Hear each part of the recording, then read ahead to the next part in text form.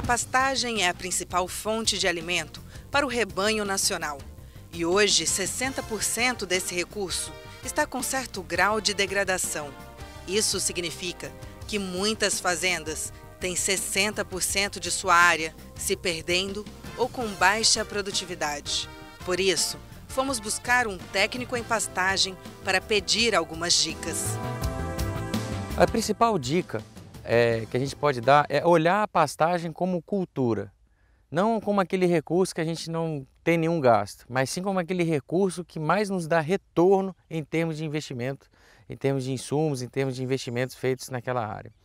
E o primeiro passo para uma boa pastagem é a formação da pastagem. A pastagem que vai ser formada, que vai ser plantada, ela tem que ser tratada como uma cultura, respeitar as práticas agronômicas, fazer as adubações de formação de pastagens, principalmente com fósforo, para que essa pastagem ela esteja bem embasada e em cima dessa pastagem é muito mais fácil fazer todo esse processo. Entretanto, grande parte dessas pastagens que estão degradadas ou estão em processo de degradação podem ser recuperadas sem a necessidade de uma nova formação, somente com a melhoria no manejo e a correção do solo. Com isso, a gente tem uma redução de custo já na casa de R$ 400 o hectare, quando eu recupero o pasto ao invés de reformar.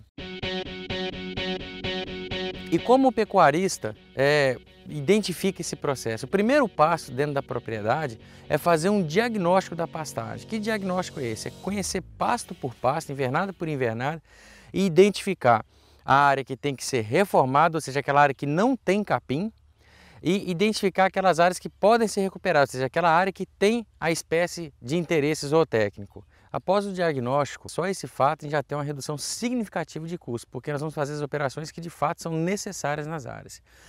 E após esse diagnóstico, identificando as áreas que nós podemos intensificar, são as áreas das melhores pastagens, são as áreas que mais respondem à adubação. Com isso, a gente consegue gerenciar o rebanho dentro da propriedade. O que é isso? A gente realizando as adubações nas melhores áreas da fazenda vai fazer com que nós puxemos o rebanho das outras áreas para dentro dessa área.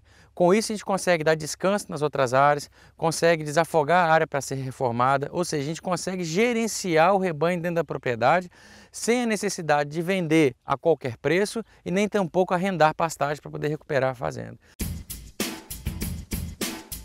É passar uma grade no pasto. Passar uma grade no pasto por si só é um processo extremamente danoso, perigoso e antieconômico, porque o pasto ele melhora no segundo ano e depois ele acaba. A gente pode ver aqui nessa área, é uma área de pastagem com bastante folha, uma área que está no crescimento vegetativo muito adequado, é uma pastagem que disponibiliza uma quantidade de nutrientes muito elevada para os animais.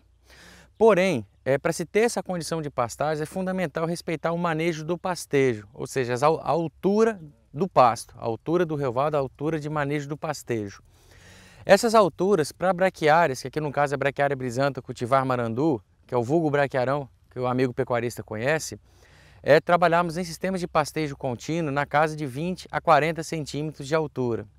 Em sistemas de pastejo rotacionado, em sistemas intensivos, adubados e irrigados, hoje recomenda-se a altura por interceptação luminosa na casa de 25 centímetros de entrada e 15 de saída. Entretanto, em sistemas pastoris mais extensivos, em pastejo e manejo rotativo, nós recomendamos ainda trabalhar com a altura de 40 e 20. Apesar de ter um pouco de perda em termos de eficiência de pastejo, nós conseguimos respeitar um pouco melhor a fisiologia da planta em sistemas mais extensivos de produção. Com isso, nessas alturas, a gente disponibiliza uma quantidade elevada de folha para os animais e mantém a condição do pasto para a próxima rebrota adequada. O pasto fica em equilíbrio, sem degradar e nem tampouco perdas excessivas. Sistemas de pânico, por exemplo, capim mombaça, capim Tanzânia, capim mombaça manejado na casa de 90 centímetros, de 80 a 90 centímetros de entrada, em torno de 40 centímetros da saída, em média, variando um pouquinho de cada sistema de produção. Tanzânia na casa de 70 centímetros de entrada, em torno de 40 a saída, também variando um pouquinho do sistema de produção. Então são as principais espécies, e cada espécie forrageira tem a sua altura de manejo.